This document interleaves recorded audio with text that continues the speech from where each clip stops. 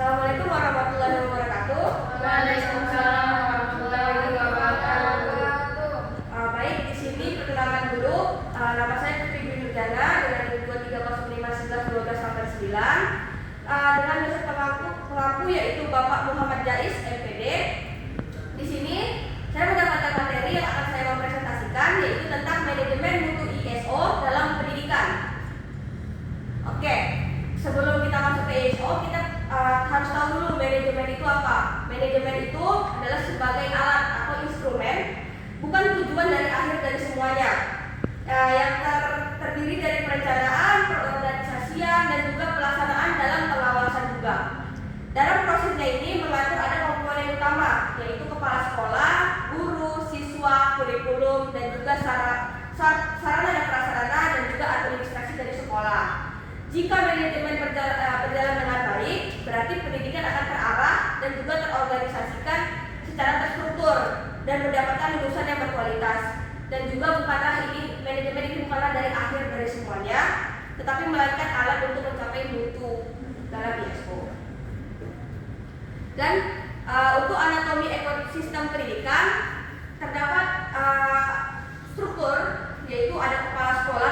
Dalam sekolah itu ada kepala sekolah, guru yang sebagai pelaksana dalam pembelajaran, terus kurikulum panduan dari arah pembelajaran, siswa sebagai pendidik utama, dan juga fasilitas dan administrasi sebagai dukungan dan operasional. Oke, makna mutu melampaui angka dari akademik. Mutu adalah tingkat keunggulan dan memenuhi kebutuhan dan harapan pelanggan dalam pendidikan. Mutu mencakup ada 5. Pertama ada kualitas proses dalam pembelajaran, kompetensi guru, fasilitas sekolah, lingkungan belajar, dan kepuasan siswa dan orang tua setelah akhir dari pembelajaran. Segitiga mutu pendidikan ada 3, yaitu ada input, output, dan proses.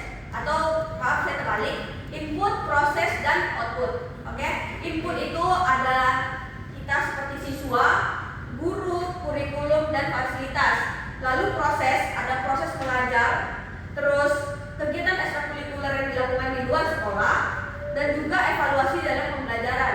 Dan output adalah hasil dari akhir dari semuanya, seperti prestasi yang kita dapatkan dari semua yang kita lakukan, lalu keterampilan siswa dan sikap dan karakter siswa. Jadi input itu baik, proses itu baik, dan output itu berkualitas. Mengapa pendidikan itu membutuhkan mutu relatif? Jadi mutu itu ada 2, mutu absolut dan mutu relatif. Mutu absolut itu berorientasi kesempurnaan, terus tidak memperhatikan biaya, bersifat ideal, tidak bisa ditingkatkan lagi.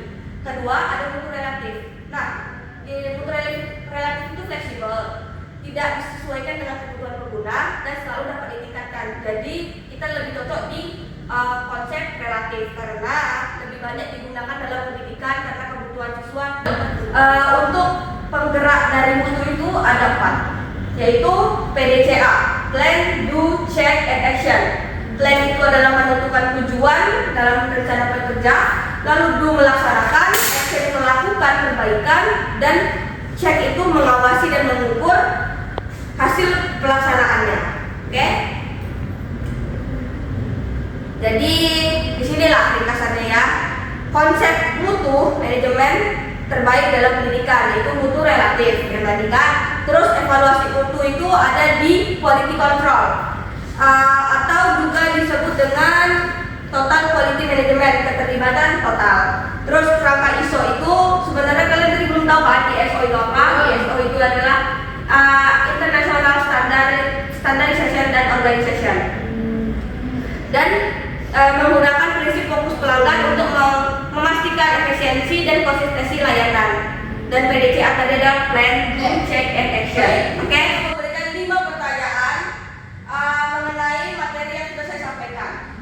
Yang pertama, manajemen mutu dalam pendidikan bertujuan untuk A. Meningkatkan jumlah siswa setiap tahun, B. Mengurangi beban kerja guru, C. Menjamin kualitas proses dan hasil pendidikan sesuai standar, D. Menambah jam pelajaran. Siapa yang jawab? Oke, Wilna? C.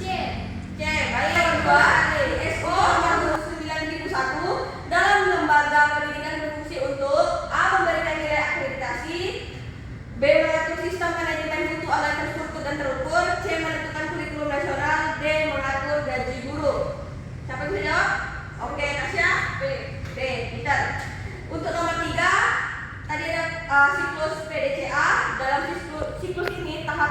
berarti A. Menyusun rencana kerja, B. Melaksanakan program, C. Melakukan evaluasi terhadap pelaksanaan, D. Meningkatkan sertifikat. Siapa Vio? Saya Bu. Oke, Sapna. C Bu. C. Melakukan evaluasi terhadap pelaksanaan, betul? Terus nomor 4, salah satu prinsip manajemen mutu adalah fokus pada pelanggan. Dalam pendidikan yang dimaksud pelanggan adalah kepala sekolah, B. Pemerintah, C. Siswa dan orang tua, D. Bendahara sekolah. Oke? C Bu. C. Betul. Untuk nomor 5, salah satu manfaat penerapan ISO di sekolah adalah A. Mengurangi jumlah guru, B. Sistem kerja menjadi lebih teratur dan terdokumentasi, C. Menghapus administrasi sekolah, D. Menghilangkan evaluasi pembelajaran. Siapa yang menjawab?